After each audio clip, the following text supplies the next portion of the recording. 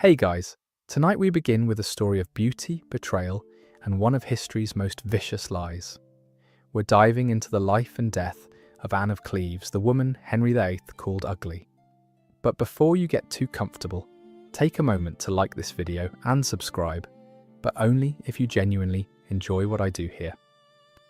Let me know in the comments where you're tuning in from and what time it is for you. It's always fascinating to see who's joining us from around the world. Now dim the lights, maybe turn on a fan for that soft background hum.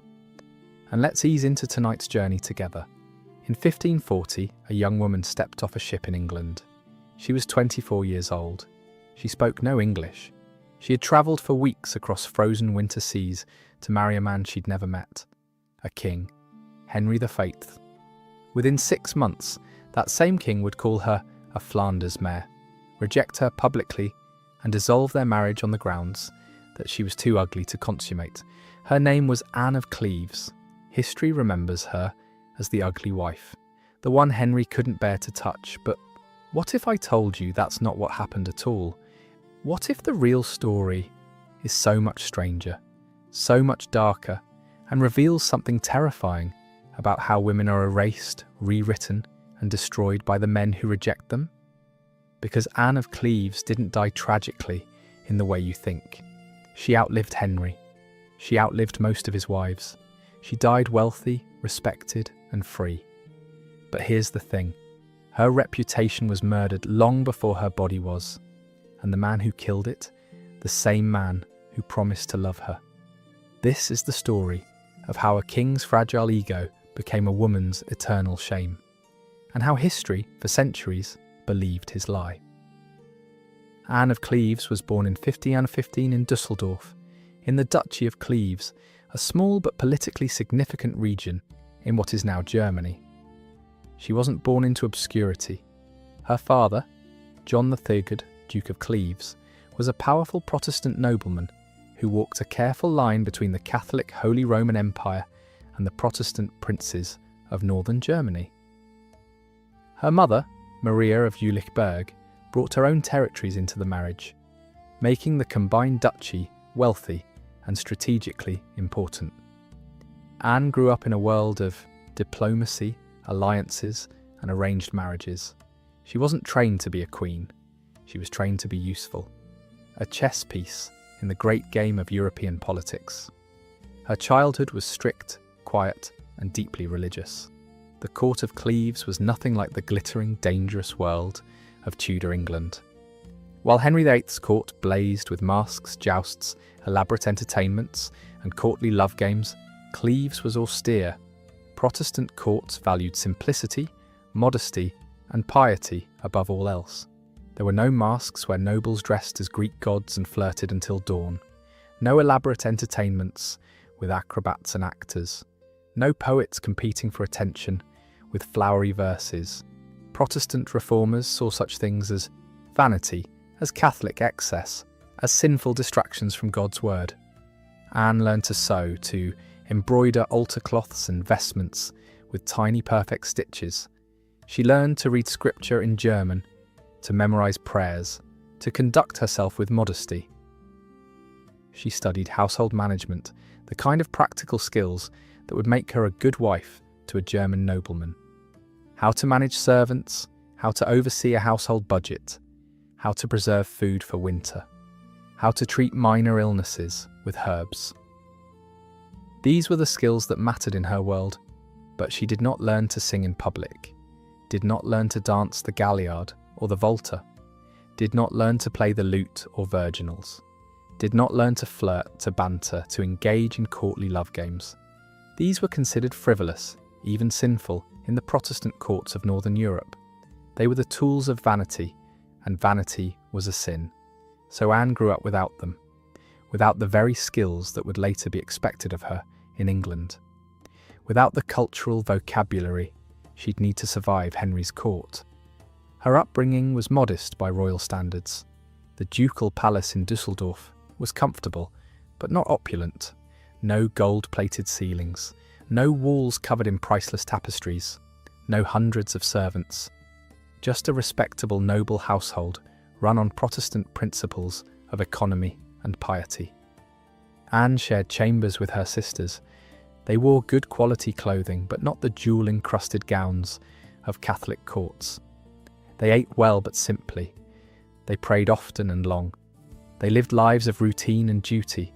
No grand balls, no musicians playing until midnight, no poets whispering sonnets in candlelit halls. Just duty, obedience, and silence. The women of her family were expected to be invisible, except when their marriages could secure alliances. Anne's older sister, Sibylla, had married well in 1527, becoming Electress of Saxony. The match brought prestige and political connections. Anne's younger sister, Amalia, was being groomed for her own advantageous marriage. But Anne, as the middle daughter, waited and waited. She watched as girls younger than her were married off, bore children, secured their futures. But Anne remained in Cleves, embroidering altar cloths and reading prayers, while her father carefully weighed his options. There had been negotiations, several, in fact. When Anne was young, there'd been talks with the Duke of Lorraine about marrying her to his son. Contracts were drawn up, terms were discussed, but then the negotiations stalled, got tangled in politics, and eventually dissolved into nothing. The pre-contract, as it would later be called, was never formalised, never signed, never binding. But it existed in paperwork, in letters, in the memories of lawyers and diplomats. And years later, Henry VIII would use it as a weapon. By the time she reached her early 20s, Anne was still unmarried. Not because she was undesirable, but because her father had been cautious. He'd rejected several matches, waiting for the right political moment. There had been inquiries from various German princes, from minor nobility, from families seeking to align themselves with Cleves. But Duke John III was gambling, waiting for an offer that would elevate the family's status significantly. His eldest daughter had married an elector, one of the most powerful princes in the Holy Roman Empire. Surely his second daughter could do equally well or better. But the years were slipping away. Anne was 24 in 1539. In the 16th century, a woman unmarried at 24 was becoming a problem. Whispers started. Was something wrong with her? Was she sickly, barren, difficult? Had she been ruined somehow? The truth was simpler and more political. Her father was gambling. And then, in 1539, the gamble seemed to pay off. Henry VIII of England, recently widowed after the death of Jane Seymour in October 1537, was looking for a new wife. Jane had died 12 days after giving birth to Edward, the son Henry had wanted for decades. He'd mourned her genuinely, more than any of his other wives, perhaps because she'd given him what he wanted before she died. But by 1539, 2 years later, he needed to marry again. He needed more sons. One son wasn't enough. Edward was sickly, prone to fevers and coughs. If he died, the succession would fall to Mary, Henry's daughter, by Catherine of Aragon, or Elizabeth, his daughter by Anne Boleyn.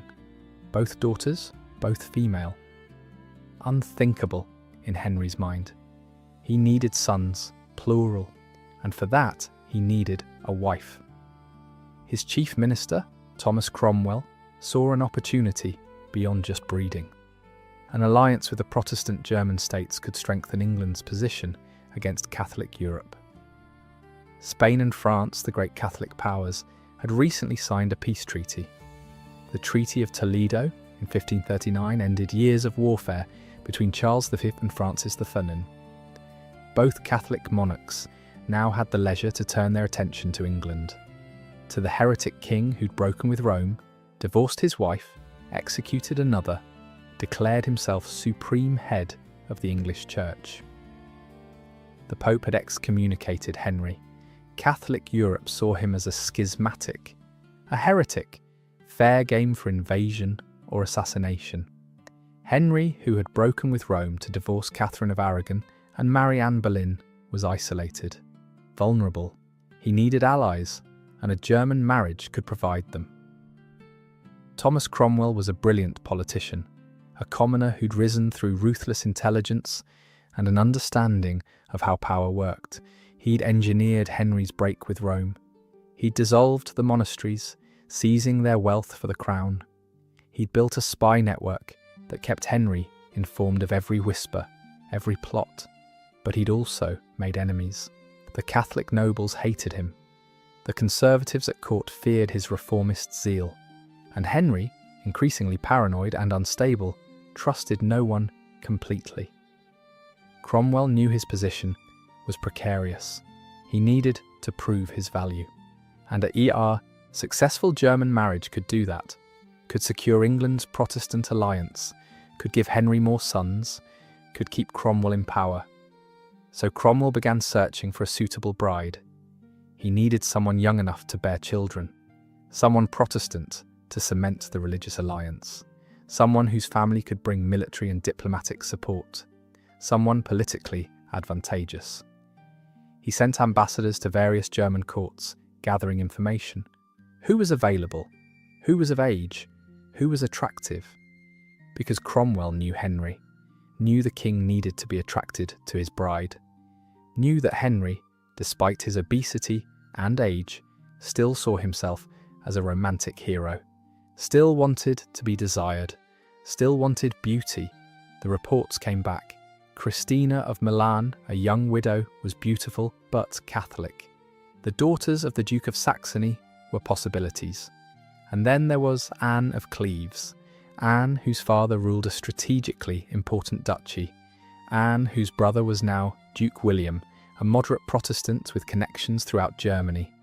Anne, who according to reports was pleasant-looking, gracious, and well-mannered.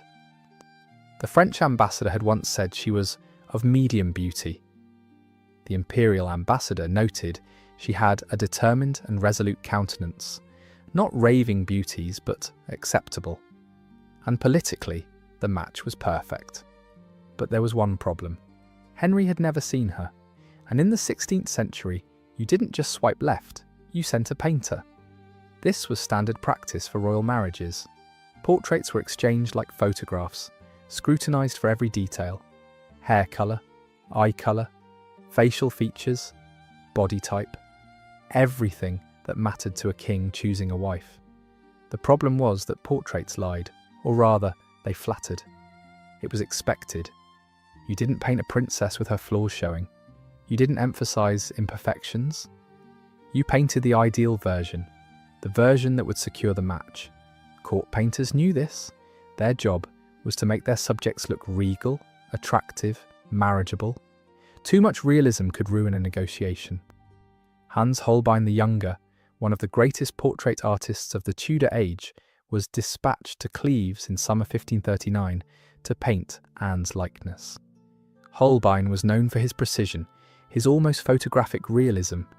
He'd painted Henry himself, had painted Thomas More, Thomas Cromwell, the great nobles of England. His portraits were masterpieces of observation, every detail captured, every texture rendered, the sheen of silk, the gleam of jewels, the texture of skin. He was perfect for the job, but he was also a court painter. He knew what was expected of him. He knew the portrait needed to be accurate enough to be recognizable, but flattering enough to please a king. He arrived in Cleves and was given access to Anne. She sat for him, probably nervous, probably aware that her entire future depended on this painting. Holbein worked quickly, sketching, painting, capturing her features. He painted her face on, a three-quarter view that showed her features clearly. He dressed her in her finest clothes, a rich gown in the German style, heavy and elaborate with intricate embroidery. He placed a jewelled headdress on her head, elaborate and foreign-looking to English eyes. He positioned her hands carefully, folded demurely, showing her rings. And he painted her face with all his skill. What emerged was a portrait of a serene, pale woman with a high forehead, a fashion statement in that era achieved by plucking the hairline. Her eyes were calm, direct, meeting the viewer's gaze without coyness or seduction. Her nose was straight and fine. Her lips were closed in a neutral expression, neither smiling nor frowning. Her skin was pale and clear. Her bone structure was good, strong cheekbones, a firm jaw. She looked exactly what she was, a modest, well-born Protestant noblewoman, not a seductress, not a beauty in the Italian Renaissance style with flowing hair and knowing smiles, but not ugly either, just ordinary, dignified, composed. Holbein brought the portrait back to England in August 1539. He presented it to Henry at Windsor Castle, and Henry was smitten, or at least he convinced himself he was. He showed the portrait to his courtiers, who murmured approval. They'd learned long ago to agree with whatever Henry thought. He carried it with him, looked at it often, showed it to visitors. In his mind, he was already building a fantasy. This woman would be his salvation, his comfort, his companion. She would be grateful to marry a king. She would be modest, obedient, pious. Everything Anne Boleyn hadn't been. Everything Catherine Howard would later prove not to be. Anne of Cleves, in Henry's imagination, was perfect. She would give him more sons. She would be a good stepmother to his children. She would bring Protestant allies. She would admire him, desire him, see him as the dashing king he still imagined himself to be. The negotiations moved quickly. Thomas Cromwell pushed hard for the match, seeing it as crucial to England's security. The marriage contract was signed in September 1539. Terms were agreed. Anne's dowry was set. Her rights as queen were spelled out. The wedding date was tentatively set for January. Anne began preparing for her journey to England. She said goodbye to her family, knowing she might never see them again. This was the reality of royal marriages. You left your home, your language, your entire world, and stepped into a foreign one, alone. Letters would take weeks to arrive. Visits were nearly impossible. Once you left, you were gone. Anne packed her belongings, her German dresses, heavy and elaborate, and completely wrong for English fashion, her prayer books in German, her personal items, small comforts from home. She brought a small household with her, German-speaking servants, who would be the only familiar faces in a strange land. Her chamberlain, her ladies-in-waiting, her musicians, because even Protestant courts had some music. These people would be her lifeline, her connection to home, her only allies in a foreign court. And in December 1539, she began the long, grueling journey to England. It was winter, the worst possible time to travel. The roads were frozen, rutted with ice, treacherous. Anne travelled by carriage, wrapped in furs against the cold, jolting over rough roads through the German countryside. The journey took her through the Rhineland, into the Low Countries toward Calais. Every day was exhausting. Every night was spent in unfamiliar lodgings, sometimes in noble houses, sometimes in monasteries, always surrounded by strangers. She was cold, she was tired, she was terrified, because she knew what awaited her. Marriage to a man she'd never met. A man who'd divorced one wife, executed another, lost a third to childbirth. A man whose reputation was fearsome even in distant Germany. A man who was king, who held absolute power, who could destroy her with a word. The journey took weeks. By the time Anne reached Calais in early December, she was exhausted. But Calais, still an English possession, offered some relief. She was greeted by English nobles sent to escort her. She was lodged in the finest house available. She was given a chance to rest, to recover, to prepare for the final leg of her journey. But then the weather turned. Storms rolled in from the Channel. The seas became impassable. Ships couldn't sail. Anne was trapped in Calais for weeks, waiting for the weather to clear. Christmas came and went. She celebrated it in a foreign town, surrounded by English-speaking strangers, wondering if she'd ever make it across the water. Wondering if Henry would grow impatient. Wondering if the marriage would be called off. Meanwhile, in England, Henry was growing impatient. He'd expected his bride by Christmas. He'd planned celebrations, entertainments, a grand welcome. But Anne was stuck in Calais, and there was nothing anyone could do about it. The weather had to clear. Finally, on December 27th, The seas calmed enough for passage. Anne and her household boarded ships and crossed the Channel. It was rough. The ships pitched and rolled. Anne, who'd never been on a ship before, was violently seasick. She spent the crossing below deck, vomiting into buckets, praying to survive. When they finally landed in Deal, Kent, late on December 27th, Anne could barely stand, but she was in England, on English soil for the first time. There was no turning back now. She was met with pageantry. Cannons fired in salute, the booms echoing across the water. Nobles bowed. The Archbishop of Canterbury, Thomas Cranmer, greeted her formally in Latin, a language she understood better than English. She smiled, nodded, tried to understand what was happening, tried to hide her exhaustion, her fear, her nausea. Musicians played, banners waved. It was meant to be welcoming, but it was overwhelming. Too many people, too much noise, too much expectation, and Henry wasn't there. He was waiting in Greenwich, unable to contain his excitement, eager to meet his new bride. Anne was escorted to Rochester, about 30 miles from London, where she would rest before her grand entry into the capital. She was lodged in the bishop's palace, given the finest chambers, attended by English ladies who didn't speak German, and German ladies who didn't speak English. Communication was halting, awkward, done through gestures and the few words of Latin they shared. Anne spent her first days in England trying to recover, trying to learn a few English phrases, trying to understand what would be expected of her. Her ladies tried to prepare her, tried to explain English customs, but there was so much she didn't know, so many unspoken rules, so many ways to fail without even knowing you were failing. And then on January 1st, 1540, everything went wrong. Henry VIII, at 48 years old, was no longer the golden prince of his youth.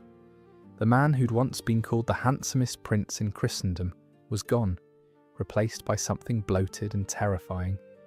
He was obese, his waist measuring 54 inches, requiring special reinforced chairs to hold his weight. His leg ulcerated and oozing from an old jousting injury, sustained in 1536 that had never properly healed. The wound was kept open deliberately by his physicians, who believed it released bad humours from his body. It smelled. It leaked pus and blood. It had to be dressed daily with poultices and bandages.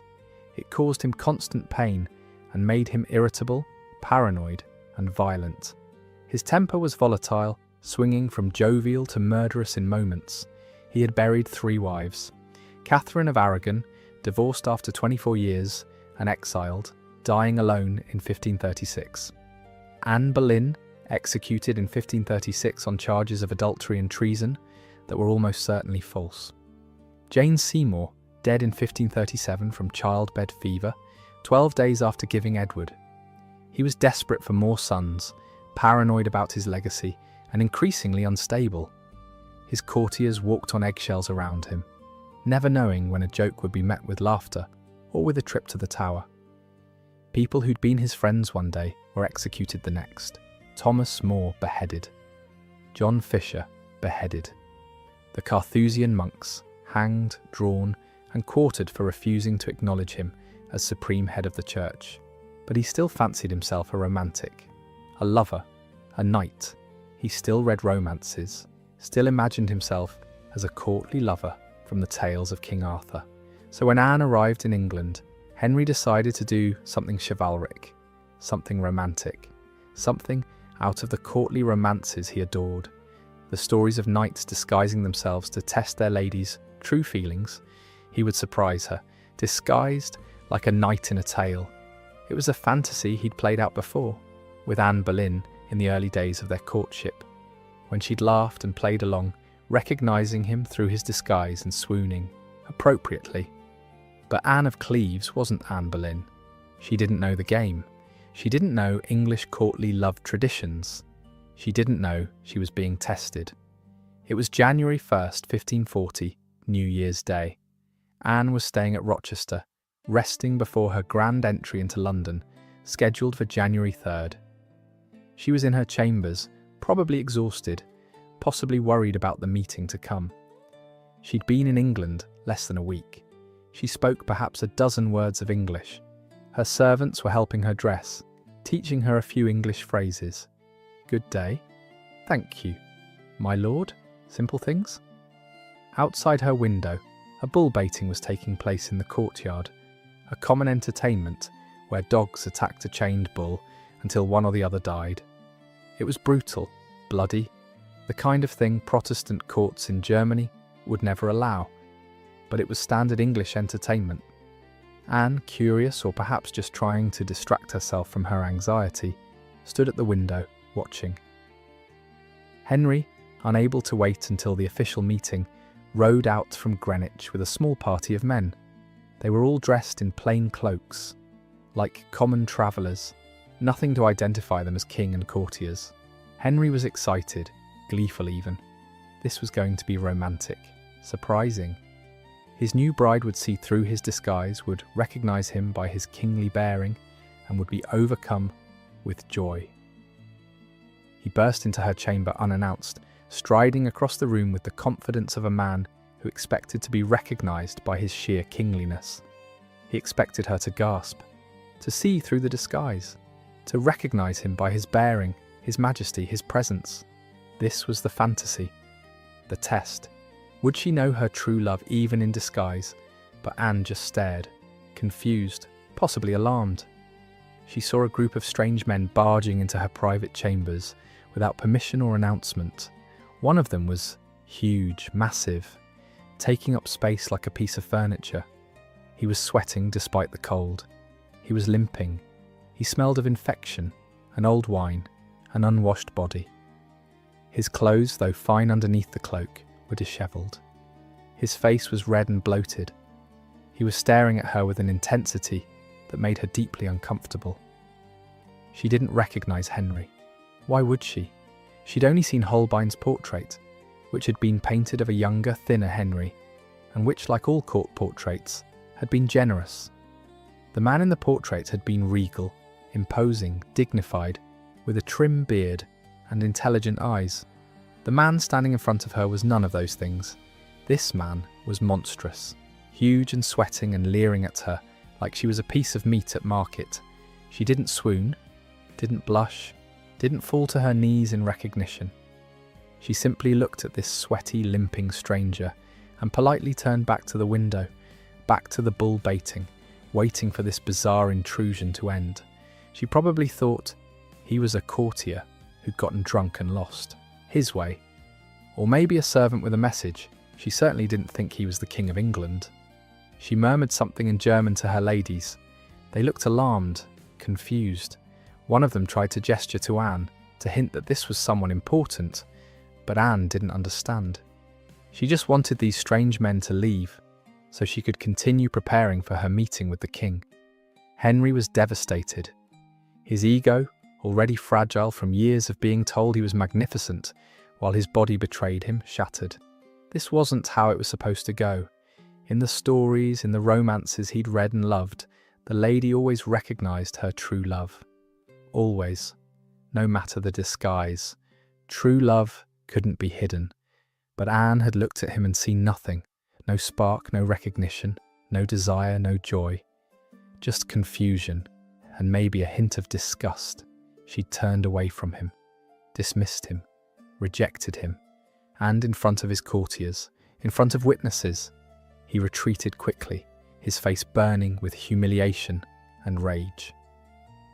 He rode a short distance away, changed into full royal dress with his chains of office and jewelled doublet, and returned. This time, Anne knew who he was. This time, her ladies-in-waiting had frantically explained what had happened, that the strange fat man had been the king, that she'd failed to recognise him, that she'd committed a terrible error. Anne, mortified and terrified, did everything she could to make amends. She fell to her knees, she kissed his hand.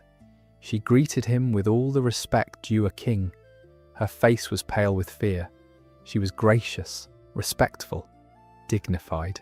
She smiled though her hands shook, but the damage was done, irreversible.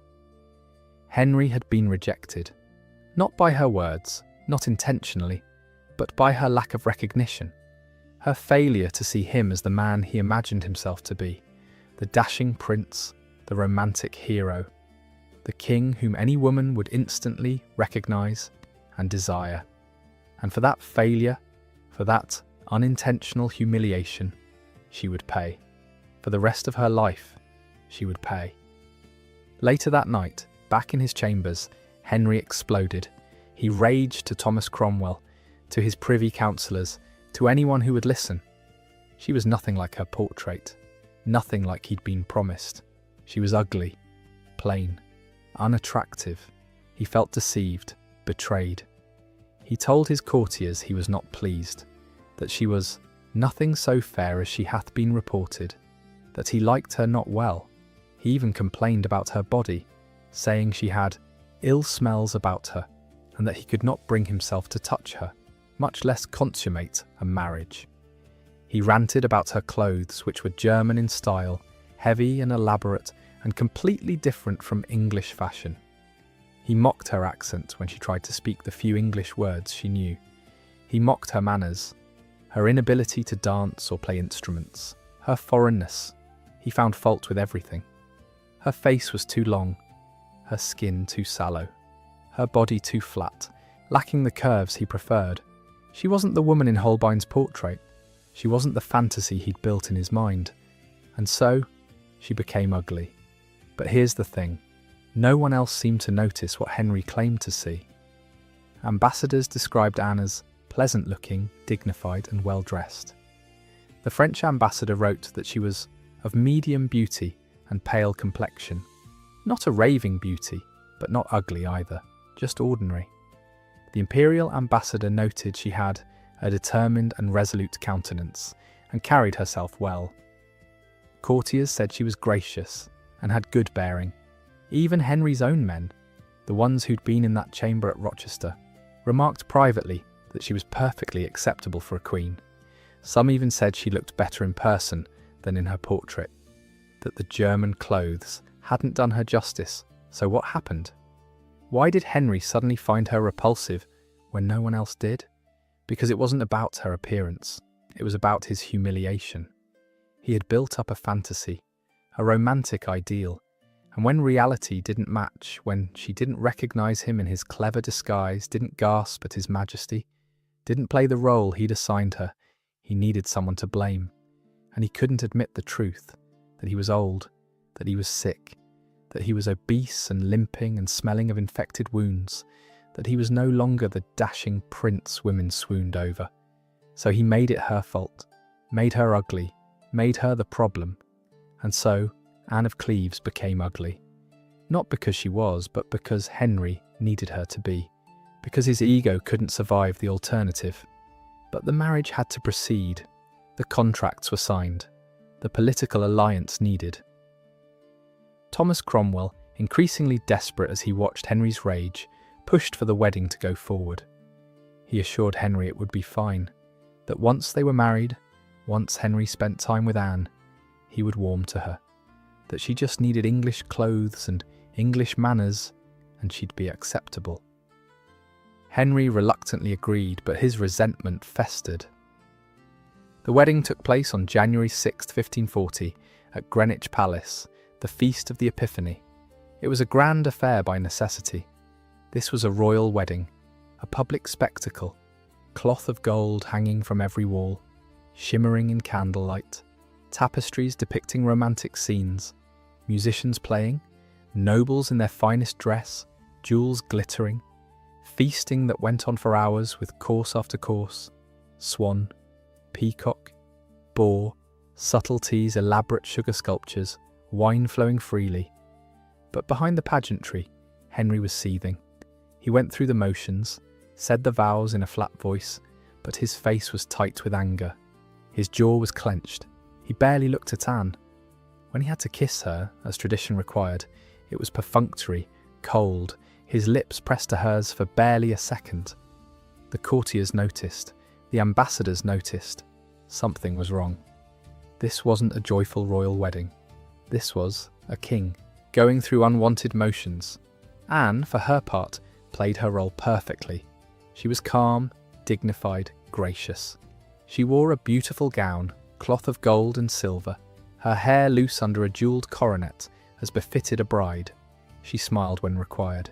She looked every inch a queen, but she must have sensed something was wrong. The way Henry looked at her, or rather, didn't look at her, the way his courtiers whispered behind their hands, the way the whole ceremony felt strained, performative, wrong, like everyone was pretending something was fine that clearly wasn't. That night, the marriage was supposed to be consummated. In royal marriages, this was a public affair up to a point. The couple was ceremonially put to bed together. The bride was undressed by her ladies and put into a nightgown. The groom was undressed by his gentlemen and put in his night shift. They were placed in bed together. Blessings were said. Wine was drunk. And then the courtiers drew the bed curtains. Musicians played bawdy songs outside the chamber door, and everyone left, assuming nature would take its course. The next morning, the sheets would be examined for blood, proof of consummation and virginity. It was humiliating and invasive, but it was standard practice, but nothing happened.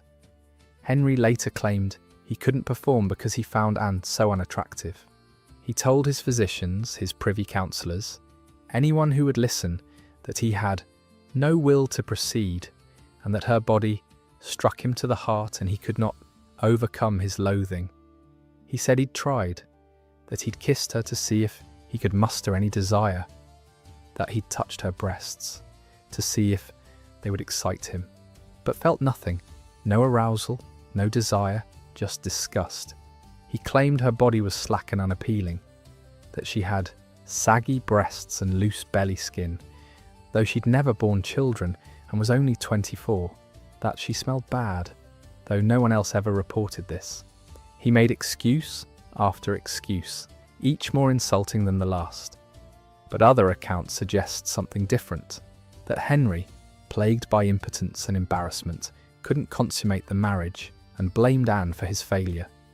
His doctors had been treating him for erectile dysfunction for years. The leg ulcer, his obesity, his age, possibly diabetes or other metabolic disorders, all contributed to his inability to perform. His physicians prescribed various remedies, herbal tonics, dietary changes, even medicines made from ground-up animal parts that were supposed to restore virility.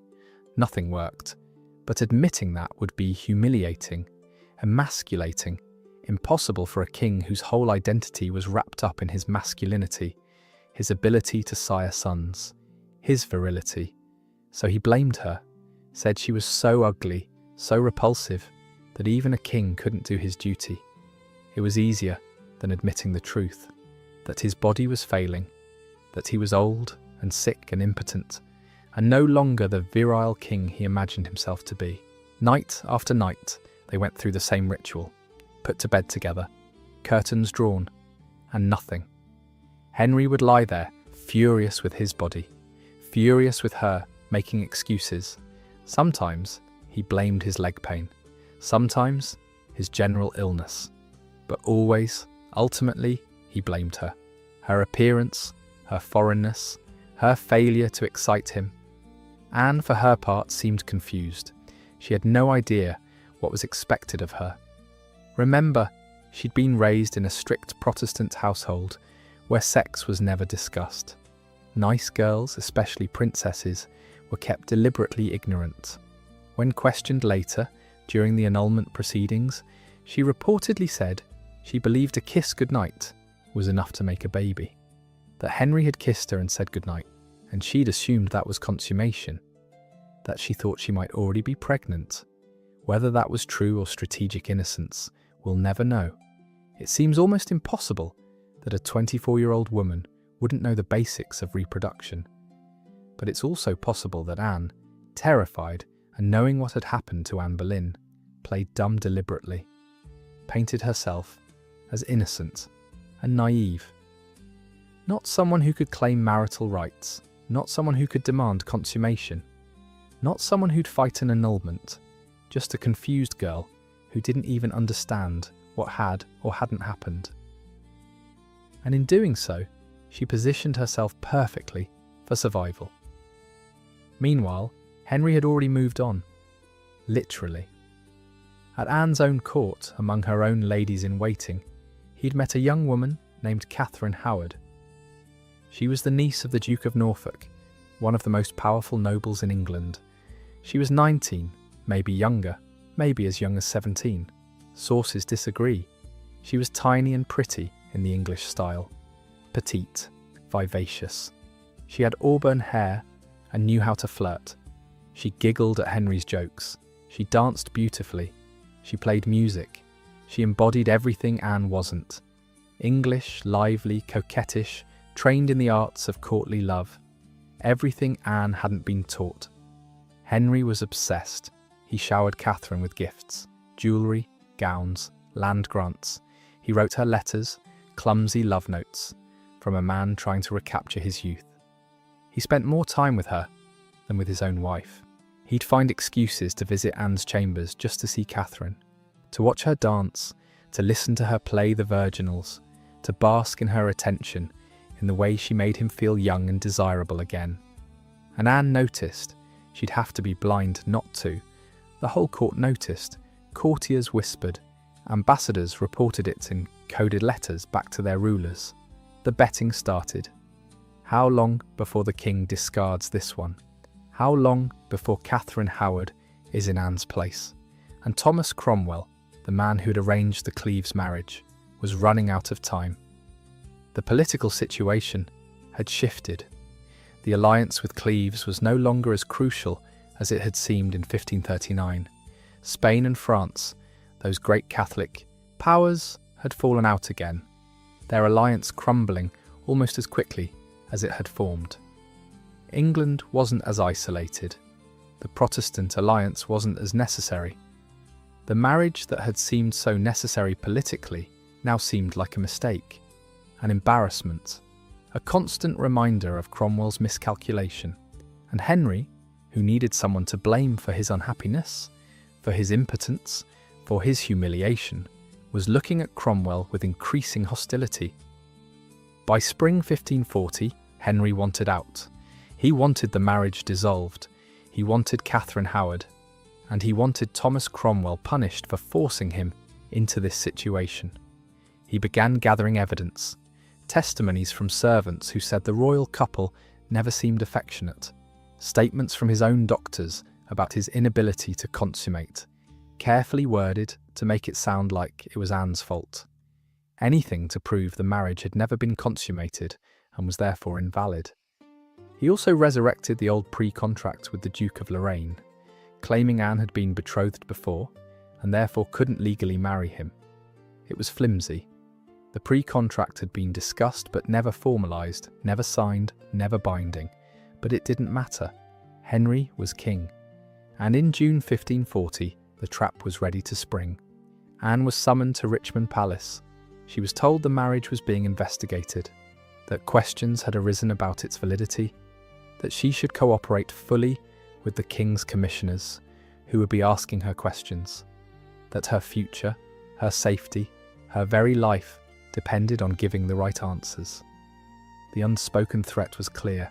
Cooperate or join Anne Boleyn in the Tower. Join Anne Boleyn on the scaffold. Anne was terrified. She'd been in England less than 6 months. She'd done everything asked of her, learned English, adopted English clothes and manners, been gracious to everyone. And now this. She had seen what happened to queens who displeased Henry. Anne Boleyn had been executed just 4 years earlier, charged with adultery, treason, even incest with her own brother. The charges were false, manufactured to give Henry an excuse to dispose of her, but she died anyway, beheaded by a French swordsman Henry had specially imported. Catherine of Aragon had died in exile, alone and bitter, her daughter declared a bastard. Jane Seymour had died giving Henry his son, her body used up and discarded. Anne knew the Tower, knew the axe, knew the pattern. Queens who displeased Henry ended up dead or destroyed. But she also knew something Jane Seymour and Anne Boleyn hadn't figured out in time: how to survive Henry VIII. and she knew it because she'd been watching, learning, understanding the pattern. Fight him, and you die. Contest him, and you die. Claim your rights, and you die. But comply, agree, give him what he wants. You might live. It wasn't fair, it wasn't just. It violated every principle of honour and dignity, but it was reality. And Anne of Cleves, for all her naivety about sex and English customs, was anything but naive about power. She understood exactly what was being offered. Agree to the annulment and live, fight it and die. The choice was clear. Anne of Cleves did something extraordinary, something that saved her life and changed her story forever. She agreed to everything. She didn't fight, didn't protest, didn't claim her rights as queen, didn't demand that the marriage be consummated properly, didn't insist on her status. When Henry's commissioners came to her on July 6, 1540, she listened calmly to their proposal. They explained the situation carefully, diplomatically. The marriage, they said, had never been properly consummated. The king, despite his best efforts, had found it impossible due to the lady's lack of appeal. Additionally, evidence had been discovered of a pre-contract with the Duke of Lorraine, which made the marriage invalid from the start. Therefore, the marriage could be annulled, dissolved as if it had never happened. She would no longer be queen. But if she agreed without contest, if she accepted the annulment gracefully, the king would be generous. Very generous. She would receive a substantial financial settlement, properties, and income. She would be treated as the king's beloved sister, with precedence at court. She would be safe, protected. She could live out her days in comfort and security, or she could contest it, claim her rights, demand her place as queen. In which case, well, the commissioners didn't say what would happen. They didn't need to. The threat hung in the air like smoke. Anne chose survival. On July 9, 1540, she signed a letter to Henry. In it, she agreed to the annulment. She acknowledged the marriage had never been consummated. She confirmed the pre-contract with Lorraine, even though it had never been binding. She called Henry her loving brother and promised to accept his judgment in all things. She didn't beg, didn't accuse, didn't cry injustice. She simply stepped aside. And in doing so, she won the greatest victory of her life, because Henry, shocked by her compliance, relieved that she wouldn't fight, was extraordinarily generous. More generous than he'd ever been to any of his other wives. He granted her a massive settlement, 2 beautiful estates with all their lands and incomes. Richmond Palace, one of the most magnificent royal residences, with its towers and turrets, gardens and orchards, views of the Thames, a palace fit for a queen. Hever Castle in Kent, Anne Boleyn's childhood home, a bittersweet gift laden with the ghost of another rejected queen, but a valuable property nonetheless. A hefty annual income of $4,000 per year, making her one of the wealthiest women in England, wealthier than most nobles, with enough money to maintain large households and live in luxury. She was given precedence at court, ranking just below the king's daughters, Mary and Elizabeth, but above every other woman in the kingdom, including duchesses and countesses. She would be invited to court functions. She would walk in processions. She would sit in honoured positions. She kept her jewellery, the pieces Henry had given her as queen. She kept her clothes, her furnishings, her household goods.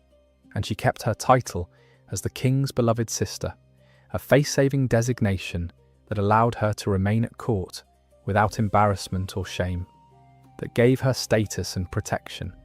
And most importantly, most critically, she kept her head. She kept her life. The annulment was finalised by Parliament on July 12, 1540.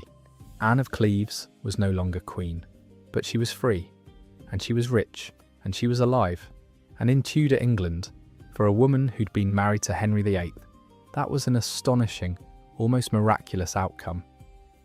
She moved into Richmond Palace in August 1540 and began a life that was, by all accounts, remarkably peaceful. She decorated her homes with beautiful tapestries and fine furniture imported from the continent. She threw dinner parties for nobles and scholars, becoming known as a gracious hostess.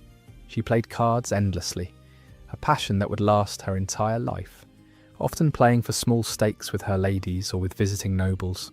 She kept lapdogs, little spaniels that she doted on, and singing birds in elaborate cages. She hired musicians and maintained a household of servants who, by all accounts, were treated well and paid regularly and on time, something that wasn't always true in noble households. She even maintained friendships with Henry's daughters, Mary and Elizabeth. Mary, Catherine of Aragon's daughter, had always been kind to Anne. They were close in age and had bonded over their shared Catholicism, though Anne's was newly adopted. Elizabeth, Anne Boleyn's daughter, was only 7 when Anne became queen, but Anne had been kind to her, and they stayed in touch through letters and occasional visits. She attended court occasionally, always gracious, always smiling, always careful never to overstep. She curtsied to Catherine Howard when Catherine became queen. She congratulated her. She gave her gifts. She showed no bitterness, no resentment, no anger, at least not publicly. What she felt privately, we'll never know. But publicly, she was the picture of compliance and grace. And she never, ever remarried. Never even entertained the idea. She'd been married once and it had nearly killed her. She wasn't about to risk it again. But while Anne lived comfortably, building her quiet life, others didn't fare so well. Thomas Cromwell, the man who had orchestrated her marriage and helped engineer her annulment, was arrested on June 10, 1540, even before the annulment was finalised. He was dining with Henry and the council when guards suddenly surrounded him. He was charged with treason and heresy, accused of being a Protestant radical who'd manipulated the king, who'd forced the Cleves marriage against Henry's will, who'd betrayed England's interests. The charges were absurd, contradictory, obviously manufactured. Cromwell had done nothing but serve Henry loyally and brilliantly for over a decade. He'd engineered the break with Rome. He'd dissolved the monasteries, making Henry the richest king England had ever seen. He'd built an administrative system that centralised royal power. He'd been ruthlessly effective, but Henry needed a scapegoat, someone to blame for the Cleves' embarrassment, someone to punish for his own unhappiness, his own impotence, his own humiliation. And Cromwell, a commoner with no family to protect him, no network of noble allies, was perfect. He was arrested, taken to the Tower, and held without trial for over a month while Henry stripped him of his titles and properties. He wrote desperate letters to Henry, begging for mercy, proclaiming his loyalty, his innocence. Henry ignored them. Cromwell was executed on July 28, 1540, the same day Henry married Catherine Howard. He was beheaded on Tower Hill. The execution went badly. The executioner was drunk or incompetent, and it took multiple blows to sever Cromwell's head.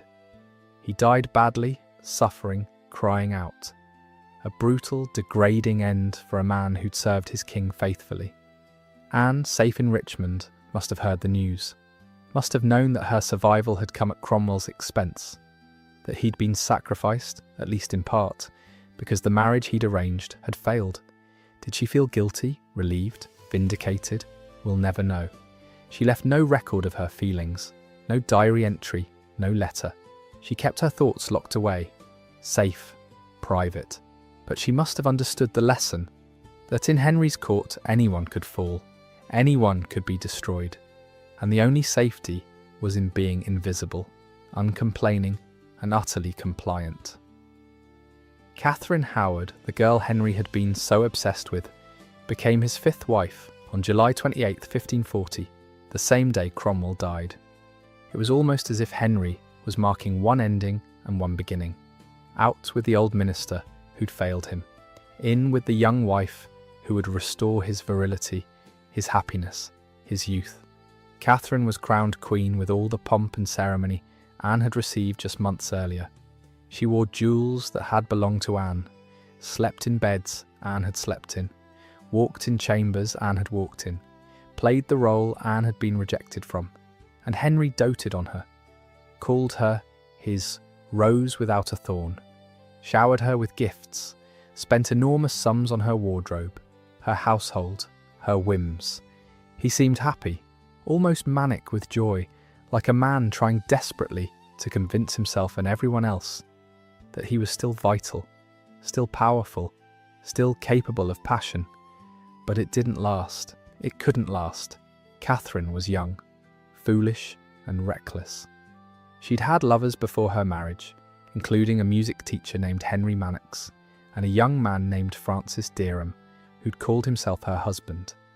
She'd been indiscreet, conducting these affairs in the household of her step-grandmother, the Dowager Duchess of Norfolk, where discipline was lax and young people were left largely unsupervised. But worse, much worse, after becoming queen, she continued an affair with Thomas Culpeper, a gentleman of the king's privy chamber. They met secretly, late at night, while Henry slept. They passed letters. Whether the affair was fully consummated is unclear, but it was intimate, romantic, and absolutely treasonous. In November 1541, barely a year after becoming queen, Catherine was arrested. Her past had caught up with her.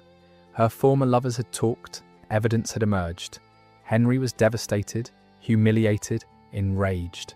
He'd been made a fool again, cuckolded by a teenager. The man who'd executed Anne Boleyn for alleged adultery now faced the same situation with Catherine Howard, except this time there was actual evidence. Catherine was interrogated.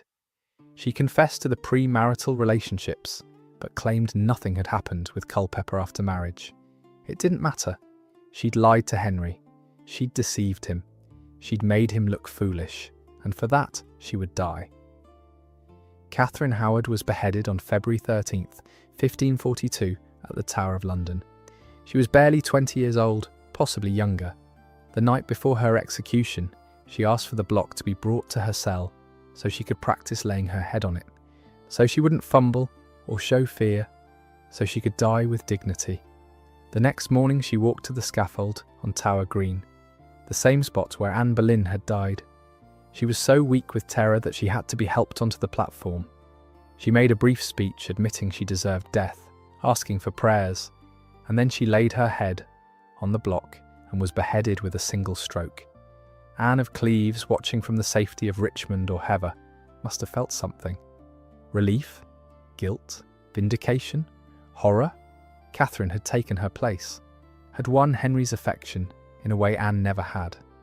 But Catherine had also paid the price Anne had avoided. She died young and terrified, while Anne lived in comfortable safety. Anne attended the execution.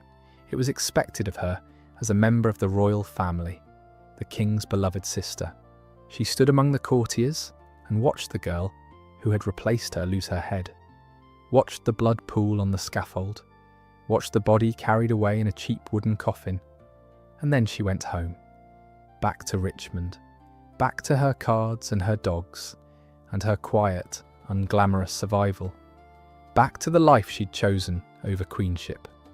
And she never spoke publicly about Catherine Howard, never wrote about her, never acknowledged what she must have felt, because speaking meant risk, and Anne had learned that silence was survival.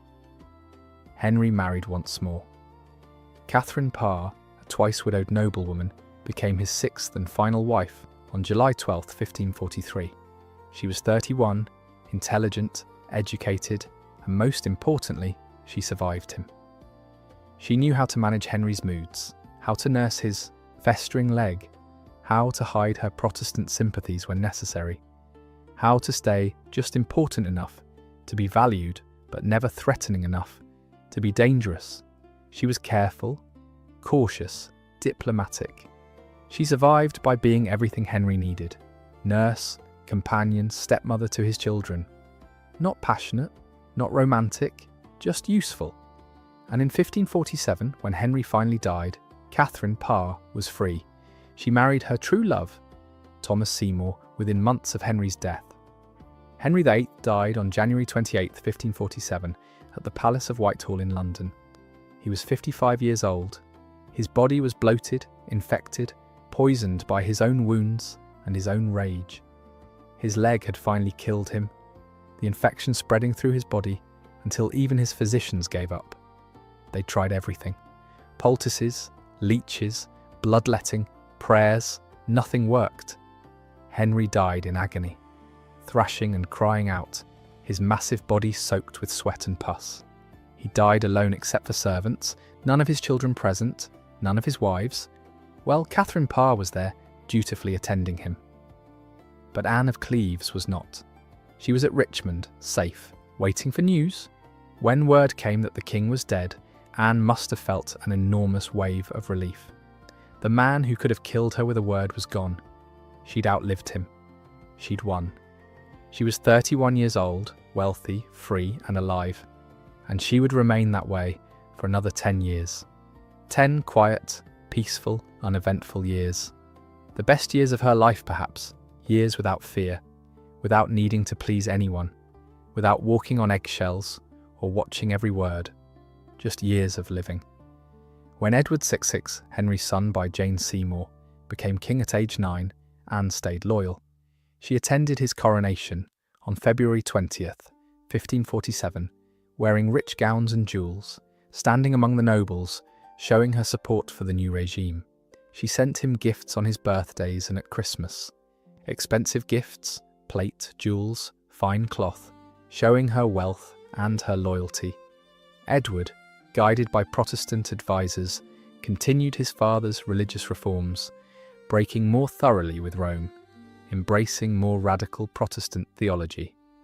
Anne, who'd been raised Protestant, must have approved, though she kept her opinions private as always. When Mary the Fils, Henry's eldest daughter by Catherine of Aragon, took the throne in 59-53, after Edward's death, and after the failed attempt to place Lady Jane Grey on the throne, Anne adapted again. Mary was Catholic, fiercely, devotedly Catholic. She was determined to restore Catholicism to England, to undo all the reforms, to bring England back to Rome. And Anne, ever pragmatic, converted back to Catholicism. She attended Mass publicly. She made shows of devotion. She had Catholic priests in her household.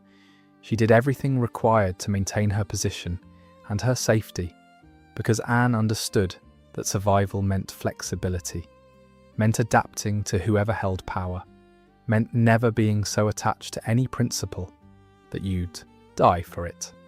Mary, who had always been fond of Anne, treated her well. They'd maintained their friendship throughout the years, corresponding regularly, visiting occasionally, playing cards together. Mary remembered that Anne had been kind to her during difficult years, when Mary had been declared a bastard, when she'd been in disgrace. Anne had never treated her differently, had always shown her respect, and Mary repaid that loyalty. She invited Anne to court frequently. She gave her gifts. She ensured Anne's properties and income were secure. And when Anne became seriously ill in 1557, Mary helped pay for her medical care and her funeral. By 1557, Anne's health was failing. She was in her early 40s, which was considered old by Tudor standards. Life expectancy for those who survived childhood was maybe 50 to 60 if you were lucky, wealthy, and avoided infections. Anne had been lucky. She'd avoided the infections, the plagues, the childbed fevers that killed so many women. But now her body was giving out. She suffered from what contemporary sources describe vaguely as a long illness. They mention pain, weakness, wasting. Modern historians suspect cancer, possibly of the stomach or liver, based on the symptoms described. In the 16th century, cancer wasn't understood. They called it a growth or corruption and could do nothing about it. There was no treatment, no surgery except the most primitive kind, no pain management except alcohol and opium-based medicines that dulled the senses but couldn't stop the disease. Anne spent her final months at Chelsea Old Manor, one of her properties. She was bedridden, attended by her servants and her physicians, who could do nothing but make her as comfortable as possible. She wrote her will in March 1557 while she was still well enough to think clearly, to dictate her wishes, to ensure her affairs were in order. It was a detailed, practical document that reveals a woman who cared about the people around her, even as she prepared for death. She left specific amounts of money to her servants, naming them individually and specifying amounts based on their years of service.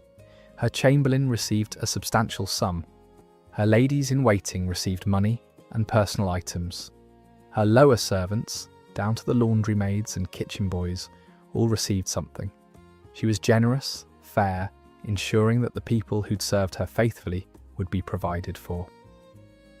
She left jewellery to Mary and Elizabeth. To Mary, who was now Queen, she left a ruby and pearl necklace that had been a gift from Henry. To Elizabeth then, 23, and living in careful retirement, avoiding court politics, she left several rings and a pendant. She left gowns to friends and former ladies-in-waiting, fine fabrics, tapestries, household items. She distributed her possessions carefully, ensuring everything went to someone who would value it. And she made detailed arrangements for her funeral.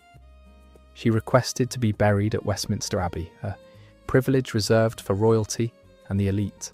She wanted a full Catholic funeral, with masses said for her soul. She wanted candles, music, proper ceremony. She wanted to be buried with the dignity due to someone who had been queen, however briefly. And she left money to pay for all of it, ensuring her wishes would be carried out. On July 16, 1557, Anne of Cleves died at Chelsea Old Manor. She was 41 years old. The cause of death was likely cancer, though the records are frustratingly vague. But she died as she'd lived her final years, quietly, peacefully, in a house she owned, surrounded by people she'd chosen. Not in disgrace, not in poverty, not in exile, but in relative peace. Her servants were with her. Her chaplain administered last rites, the Catholic sacraments that would supposedly ensure her soul's safe passage to heaven. She received communion, confessed her sins, was anointed with holy oil. And then in the early morning hours, as the sun rose over the Thames, she slipped away. No drama, no final words recorded for posterity, no speeches or declarations, just a quiet ending to a quiet life. A life that had been saved by submission, preserved by compliance, extended by strategic invisibility. Her funeral was held at Westminster Abbey on August 4, 1557, nearly 3 weeks after her death. In summer heat, bodies had to be buried quickly or sealed in lead coffins, which is likely what happened with Anne. The delay suggests careful planning, a proper state funeral, not a rushed burial. It was a grand affair, befitting someone of her status. Mary I, the Queen, paid for much of the ceremony out of the royal purse, a final act of friendship and respect. Anne's coffin, draped in black velvet and decorated with her coat of arms, was carried in procession through London streets. Bells tolled at every church as the procession passed. Mourners lined the streets, not because Anne had been particularly beloved, but because royal funerals were public spectacles, events people turned out to witness. The procession included nobles, courtiers, members of Mary's household, representatives from the religious orders, and Anne's own household servants, all walking slowly, ceremonially. They entered Westminster Abbey, that soaring Gothic cathedral where kings and queens were crowned and buried. Masses were said, prayers were offered, candles burned, music filled the vaulted space, and Anne was buried in the south aisle of the abbey, near the high altar, a place of honour. Her tomb was marked with a simple stone slab set into the floor. No grand effigy like kings and queens usually received. No elaborate marble monument with her likeness carved in stone. Just a simple inscription in Latin giving her name. Her title, Anne of Cleves, late Queen of England, and her dates, even in death late Queen. Not quite legitimate, not quite forgotten, not quite honoured, just there. It was fitting in a way. Anne had lived a quiet life after her annulment. And her death too was quiet, dignified, unremarkable by royal standards. She didn't die young like Jane Seymour at 28, her body wrecked by childbirth. She wasn't executed like Anne Boleyn at 36 or Catherine Howard at barely 20, losing their heads on the scaffold for crimes real or imagined. She didn't die in childbirth or disgrace or exile. She died of natural causes in her own bed after living a long and relatively comfortable life. By Tudor standards, by the brutal standards of that disease-ridden, violent, treacherous era, that's a victory. That's winning. That's beating the odds in a game rigged against her from the start. But the tragedy isn't in how she died, it's in what died with her. Her reputation, her story, her truth. Because once she was gone, there was no one left to defend her. No children to commission portraits or write memorials. No husband to mourn her. No one with power who cared enough to preserve her memory accurately. And the lie, the one Henry had started 17 years earlier, became permanent. Became all anyone knew. Became her legacy. After Anne's death, her estates were reclaimed by the Crown, as was standard practice for properties granted during the monarch's lifetime. Her belongings were distributed according to her will. Servants received their bequests and went to find new positions. Mary and Elizabeth received their jewellery and presumably kept it, though no record survives of what they did with Anne's gifts. Friends claimed gowns and keepsakes, tangible memories of a woman they'd known, and by most accounts, liked. And then slowly, she faded from memory. She wasn't talked about the way Jane Seymour was, as the beloved queen who gave Henry his longed-for son. People remembered Jane as Henry's true wife, the one he'd requested to be buried beside, the one whose memory he honoured. She wasn't remembered like Anne Boleyn, the scandalous, seductive queen who lost her head and became a Protestant martyr, whose daughter Elizabeth would become England's greatest queen. Anne Boleyn's story was dramatic, tragic, endlessly compelling. Or Catherine Howard, the tragic teenage bride executed for adultery, a cautionary tale about the dangers facing young women at court. Catherine's story was horror and pathos combined, but Anne of Cleves, she became a footnote, a punchline, the ugly wife, the one Henry rejected, the Flanders mare, and for centuries, literally centuries, that's all she was. Historians rarely studied her in depth. She didn't fit the narrative of doomed queens or romantic heroines or influential consorts. She wasn't sexy, wasn't tragic, wasn't interesting enough to warrant books or plays or poems. She was just the plain one who got away, the one who didn't die dramatically, the one who lived quietly and therefore wasn't worth remembering. And so she was ignored.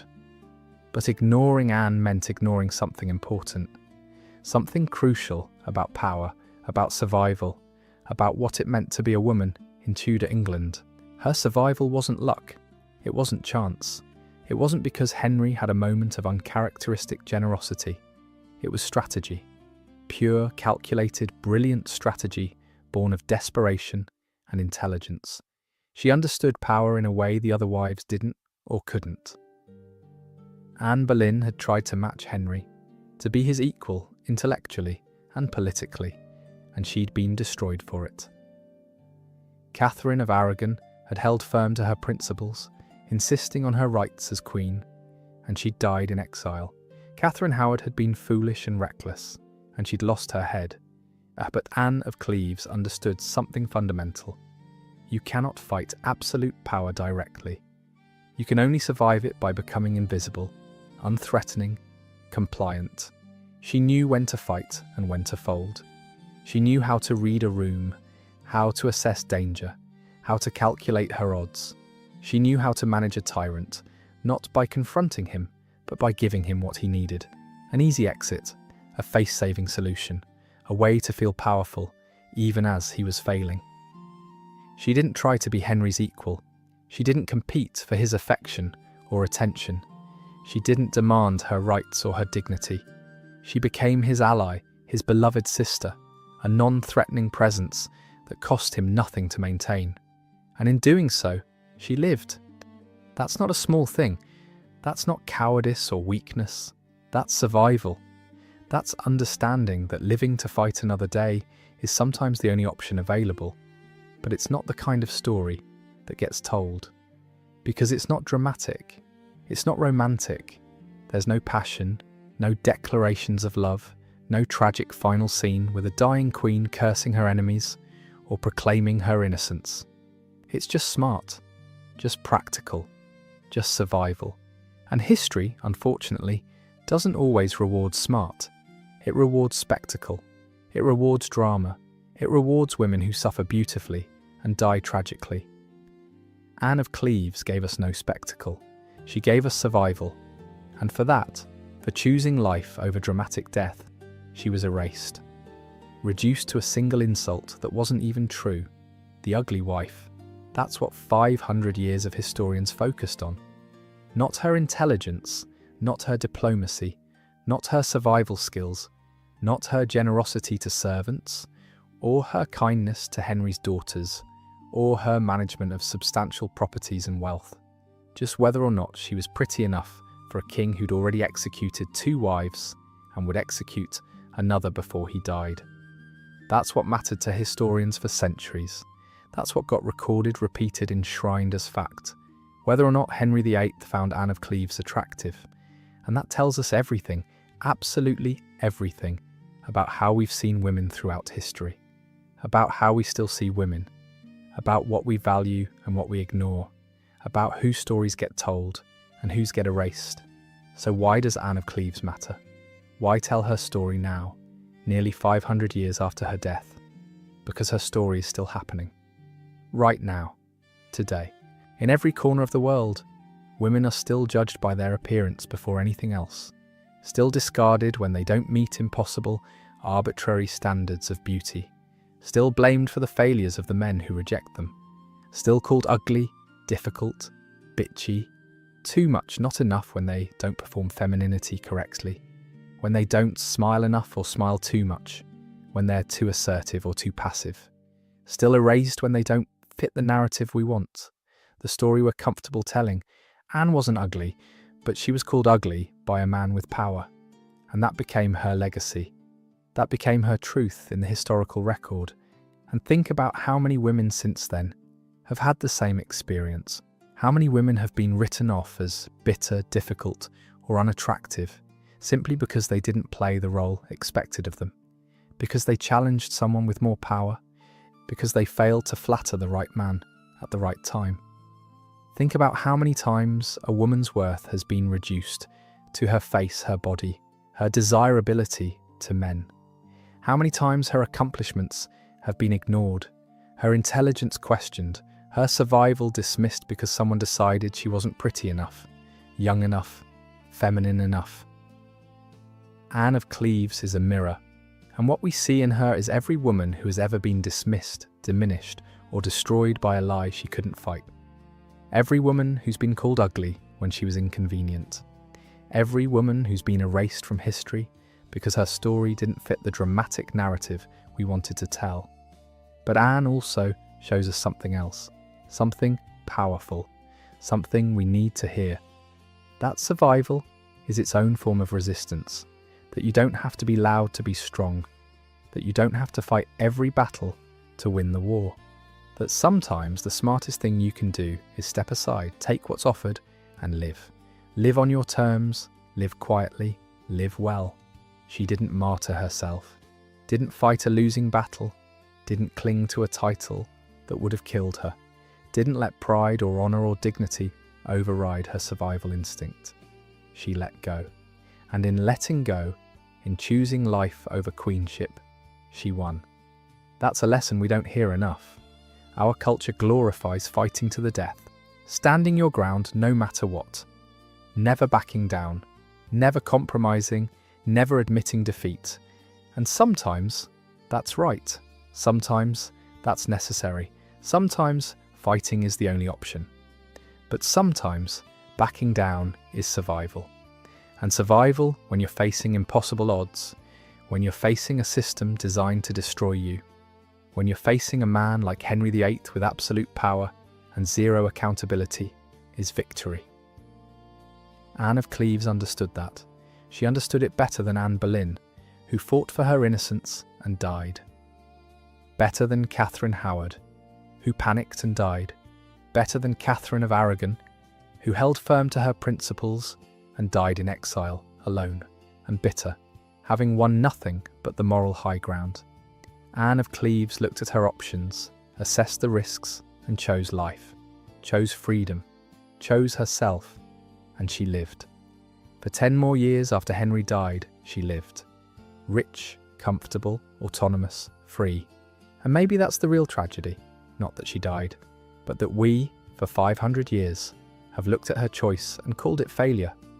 Called her the wife who wasn't good enough, the queen who was rejected, when we should have been calling her the smartest person in the room. The woman who played an impossible game with impossible rules and not only survived, but thrived. Anne of Cleves didn't just escape Henry VIII. She escaped with wealth, status, security, and freedom. She escaped with her life and the means to live it well. And she did it by understanding something profound about power, that sometimes the only way to win is to appear to lose, to step aside, to let the powerful man save face, to give him what he thinks he wants, while protecting what you need. That's not weakness, that's strategy, that's survival. That's Anne of Cleves. So tonight, when you slip into your clean bed with your indoor plumbing and your antibiotics and your central heating, maybe say a quiet thank you. Not just to the modern world, but to women like Anne of Cleves, who survived so we could learn from their strategies, who endured so we could understand the costs of survival, who played impossible games and somehow made it out alive. Anne of Cleves wasn't a victim. She was a survivor, and maybe, just maybe, that makes her the most successful of Henry VIII's wives. Not the most loved, not the most tragic, not the most romantic, but the one who won. The one who lived life on her own terms after escaping one of history's most dangerous men. The one who proved that you don't need a man's approval to have value, to have dignity, to have a life worth living. The one who showed us that survival is enough. That living is enough. That being yourself, even when the world calls you ugly, even when powerful men reject you, even when history tries to erase you, is enough. Long live Anne of Cleves, the wife who was called ugly, the queen who survived, the woman who won.